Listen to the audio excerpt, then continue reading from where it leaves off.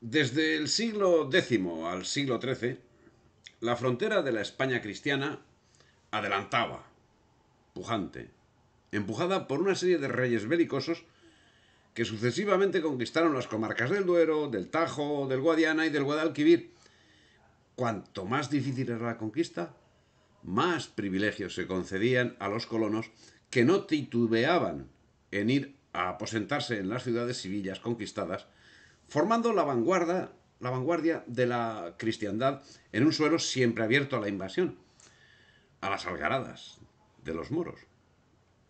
Poblaciones que se mantenían libres, que se regían por una serie de fueros que les garantizaban sus libertades, que les hacían ser señores de sí mismos, en ese espíritu que dio forma al régimen foral tan extendido a lo largo de la Reconquista y que dio carácter particularísimo a España.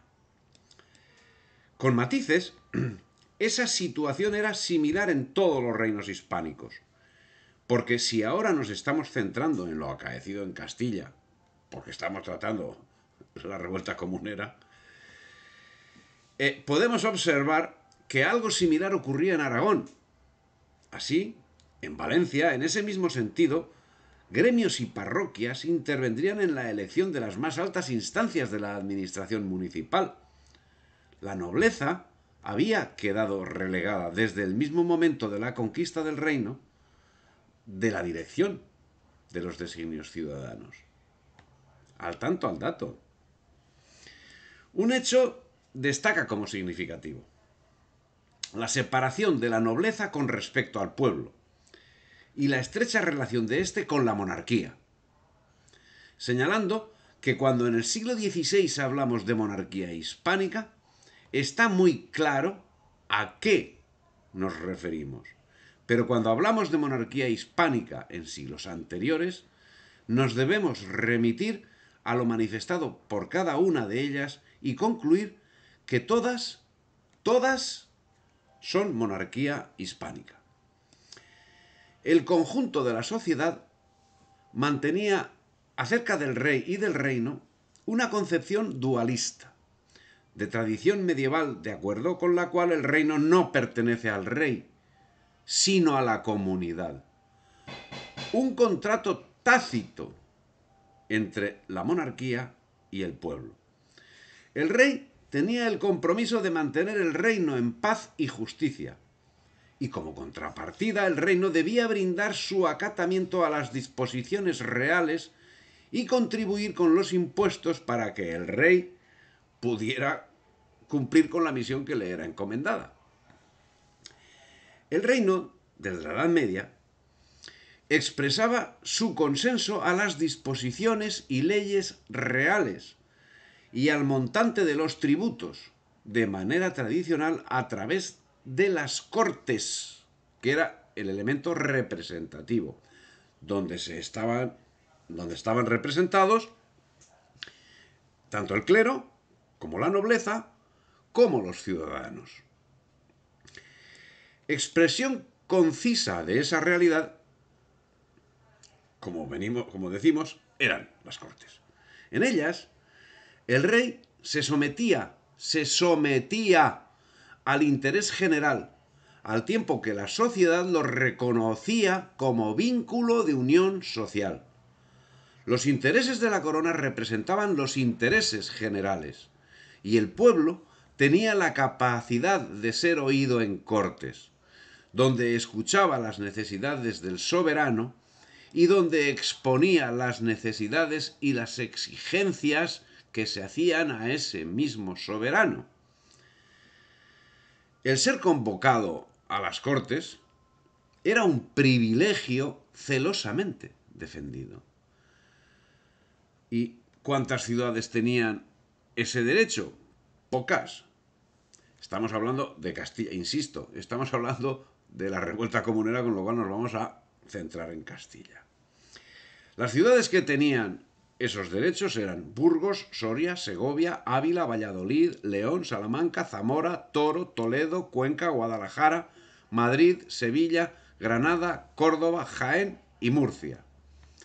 Naturalmente, Cada una de ellas ostentaba la representación de la provincia que entraba en su circunscripción. Así, por ejemplo, Salamanca defendía los intereses de Ciudad Rodrigo y de Zamora. O sea, de Ciudad Rodrigo y Zamora hablaba en nombre de Galicia. Sin embargo, Santiago de Compostela hubiera deseado hacer oír su voz. Las 18 ciudades citadas se oponían con total anuencia a la reivindicación de Santiago, así como a cualquier otro proyecto de extender el privilegio a otras ciudades. Por regla general, las comunidades, tanto de Castilla como de Aragón, estamos hablando de reinos en ese momento distintos, constituido su concejo en ciudad o villa más importante del territorio común, se elegían los regidores de la comunidad entre los habitantes de la misma, cada 3 años, y aún menos, por sufragio popular. Así, como hemos visto, el origen de las comunidades, tanto en Castilla como en Aragón, podemos enmarcarlo entre los siglos XI y XII, siendo que desde finales del siglo XIII en toda España se libraba un enfrentamiento entre los nobles y las comunidades. En Castilla, la corona las apoyaba, dando mayorazgos a los ricos hombres, si bien las cortes aprobaban las pretensiones de los nobles, que por otra parte se habían dado al bandidaje. Por su parte, las hermandades eran amalgamas complejas de intereses diversos y a menudo enfrentados. En ellas, la componente antinobiliaria parece haber funcionado como el elemento de cohesión. Elemento de cohesión que fue usado por Juan I a finales del siglo XIV, cuando además de aplicar equidad en los impuestos, regularizó las hermandades para persecución y castigo de los malhechores. Y el objeto, además de las necesidades de reconquista, era el de defensa frente a la nobleza. Esas alianzas de las ciudades recibían el reconocimiento del rey y a partir de finales del siglo XIII también la nobleza empezó a interesarse por las hermandades. Y en el siglo XIV es muy rico en movimientos de las hermandades. Pero en el siglo XV, sobre todo con ocasión de la crisis de sucesión en el reinado de Enrique IV, es cuando el movimiento de las hermandades alcanza, con la Unión Confederal de Castronuño de 1467, su máximo esplendor. Con la instrumentalización de la institución asociativa bajo el título de Santa Hermandad, en 1486 por los Reyes Católicos, la hermandad se convierte en una institución real de defensa que se ocupa mayoritariamente de cuestiones policiales. Digamos que era la policía que vigilaba sobre todo el territorio fuera de las ciudades. No debemos perder el norte de lo que vamos a tratar. El motivo de esta exposición es la introducción al estudio de la guerra de las comunidades de Castilla en tiempo de Carlos I. Y la explicación que estoy haciendo de la cuestión nobiliaria y de la cuestión de las comunidades es al objeto de quitar al conflicto comunero el cariz romántico que desde el romanticismo del siglo XIX y hasta hoy mismo se le está dando por quienes prestan menor atención al sentido histórico y a la verdad de las cuestiones tratadas que al aspecto puramente romántico y sin sentido de algunas cuestiones. La nobleza, como clase, no representa a nadie, ni a la tradición, ni a un concepto determinado de la vida y de la historia. La nobleza, como clase, es un elemento distorsionador de la historia. Como elemento distorsionador de la historia es, hoy, la reivindicación social y política del movimiento comunero, que también en su momento representó un elemento que, tras haber cumplido una función saludable contra los excesos de la nobleza, se convirtió por sí mismo en un cáncer de la sociedad tan desestabilizador como la propia nobleza. Así, las comunidades se justificaron cuando servían de filtro de los excesos procedentes de otras estructuras, cuando las ciudades se reservaban el derecho de suspender unilateralmente las cédulas o provisiones reales que contradijeran explícitamente el Tratado de Alianza, o que cercenaren la autonomía de las ciudades y el derecho de suplicar por revocación de estos decretos. Los socios de la alianza son al mismo tiempo llamados a reprobar unánimemente la vigencia de los decretos derogatorios del rey.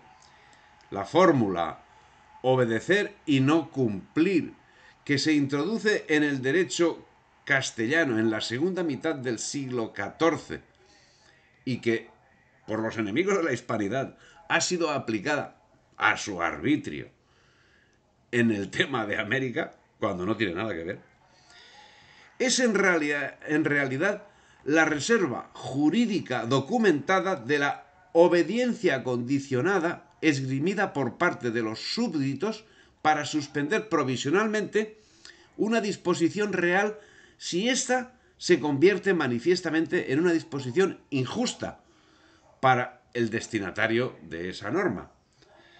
Está claro que esta fórmula se dirige contra los denominados desafueros del monarca. ¿Y qué eran los desafueros? Pues unas normas indebidas o abusivas que faltaban al ordenamiento jurídico de los fueros. Desde el punto de vista de la historia del pensamiento, esta cláusula está fundada en un vínculo contractual y una autoridad legislativa ideada que interpreta de manera tan extensiva el ideal iusnaturalista que se esconde detrás de él, que una transgresión por parte del monarca debe tener como consecuencia la nulidad del decreto. Las comunidades eran ya tan prepotentes en el siglo XIII que inspiraban celos a la aristocracia castellana. Las principales comunidades de Castilla eran las de Ávila, Salamanca, Segovia y Soria. Las comunidades de Aragón más importantes eran las de Calatayud, Daroca y Teruel. Más adelante, Albarracín formó comunidad con los pueblos de su territorio. Eran, lo que hemos dicho, un freno a los intentos abusivos de la nobleza. Las comunidades tuvieron una justificación que fue reconocida por el poder real, que a la postre es lo que hoy podemos entender como interés nacional. Sin embargo, la evolución que sufrieron en Castilla en 1520 mudaron en un elemento oligárquico al identificar la voluntad de los sectores más marginales de la ciudad con los intereses de la propia ciudad. Si te ha gustado el vídeo, dale me gusta, difunde y suscríbete al canal.